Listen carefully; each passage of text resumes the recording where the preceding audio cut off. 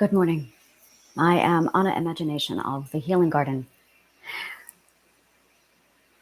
I first learned in 1995 of the world of philosophy. I stepped into this world with great hunger, starvation, enthusiasm, and excitement. And it would become my lifelong passion, my dream, my drive. Very shortly after I discovered what philosophy was, I wanted to be a philosopher when I grew up. But I had one really difficult question that hit me almost immediately after I decided this, that how do you make a living as a philosopher in the 21st century? It was very much a dead career. So I did not pursue it because I did not understand the how. It would not be until much later in my life that I realized that it's not up to me or any of us to determine the how. Our focus needs to be on what we want, love, desire, dream, and just staying on task. When I dove into the world of philosophy, I had no idea what I was walking into. A lot of people don't. A lot of people do not know what philosophy is. Many people don't even know that it exists. It has been strategically filtered out to the point of literal extinction in our current society. A lot of sects from the Christian department has downright banned the study of philosophy. And the reason why is because at its core, philosophy is run on one principle: question everything. Question everything. Question your God. Question yourself. Question sources. Question religious leaders. Question politicians. Question everything. So I built my entire life on the Socratic method. The Socratic method is when you are in a discussion, it is the art and the practice of answering every question with a question. The reason why Socratic method is used in this way is because the goal of philosophy is to provoke thought. Philosophy is the study of thinking effectively. It teaches us how to think effectively. It teaches us how to problem solve with smooth, comfortable ease. It organizes chaos. It organizes thought. It completely melts away and sheds any and all verbal distraction from conversation. Philosophy is a very close sister to English writing, grammar, communication. It is a very close Irish twin to geometry, mathematics, and physics. Philosophy is story in itself. Philosophy is at the core of every primary educational system for over 2,000 years. Philosophy is without a doubt the ability to practice constructive thinking in any topic given. Without philosophy, you will pick up a book and read without comprehension. Philosophy teaches us comprehension. Philosophy is the brain, the nervous system behind any subject you pursue engineering, mathematics, science, English and communication, story, theater, acting, philosophy is at the center of every one of these. Remove philosophy, and you just have information without the ability to question if the information you have been given is even correct. Without philosophy, we become vulnerable and very susceptible to passing false information between ourselves. We dumb down as a society when you remove philosophy. We spend more time gossiping when you remove philosophy. Our emotions and our subconscious minds take over when you remove philosophy. Philosophy is at the core of itself conscious awareness. Philosophy is the difference between an animal and an intelligent human being.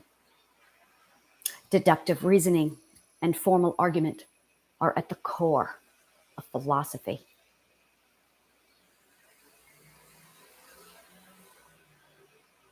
I posed a question the other day on my Facebook group, which is where this is getting posted, to open discussion, debate, and start pulling things apart. The goal of a philosopher is not to give you facts. This is where philosophy stands different from all the other subjects. This is why philosophy matters. If you take a math class, people will regurgitate facts at you. You will memorize those facts and you do not question the teacher. If you take an English or a grammar class, there might be some discussion about the allegorical meaning behind some of the literature, but for the most part, you are expected to shut up, listen, take notes, and just absorb information. Story is very much the same way. Geometry, music. But philosophy is not about regurgitating facts. In fact, we very quickly prove that there are no such things as fact in the world of philosophy, that everything is an opinion. And we're going to talk about that. What is an opinion? What makes it an opinion? Why do we have opinions? What is the difference between opinion and a fact? If you are in a place where you have no metric in which to measure something, then how do you prove it? Philosophy, formal argument, logic. It is truly a flawlessly beautiful thing. There is no right, there is no wrong. Right and wrong are also explored here. Ethics, morals, why, freedom, will. God's beginnings, ends, the universe. Everything is explored here. The tool is our mind, our conscious awareness, and our words, our communication, our ability to step back, assess, evaluate, and then think of a different way of looking at something new. It is the art of changing perspective. This is the world of Rorschach. This is the world of psychology. This is the world of conscious awareness. Take this away from a person, and they are no different than a dog, completely unmindful and unaware of the environment in which it lives. Give a person philosophy, and they become aware of the universe and the world around them. Existentialism dives deep into the study and the question of who we are, what we are, where we came from, where we are going, and why are we here? And it explores all of those different options. When I posted that question the other day, I got two answers from my post. It was religious based. I had some people responding philosophically. They were analyzing what I had said, and they were questioning it, and they were mulling it over and presenting different perspectives. These are philosophers. The other group regurgitated Christian rhetoric. These are not philosophers.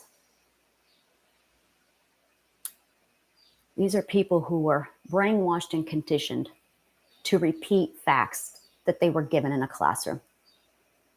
Philosophy is the art of stepping in and saying, there is no regurgitating facts here. You are expected to stand on your own feet or on your own brain here. And you are encouraged to do so. The purpose of the philosopher is to get you to think differently. That is the purpose of philosophy, to get you to think differently. Now, when I go through this, my purpose is to stretch and awaken your conscious awareness so you can start looking at society differently, so you can start looking at your life differently, so you can start healing differently. It all starts very much with philosophy. Philosophy opens the door to different perspectives. Philosophy opens the door to something different. And when you learn how to think differently, when you learn how to see a situation outside of the box, you start to really step back and problem solve differently. Because when you are standing in perspective A all your life and you are tackling the same problem over and over again with the same tools that you are handed by the same system that took philosophy away from you, and you don't question and you just obey and you just do, that is the life of a drone. Philosophy ends that. Philosophy says, I'm going to think for myself. And this is where you either join me or we part ways.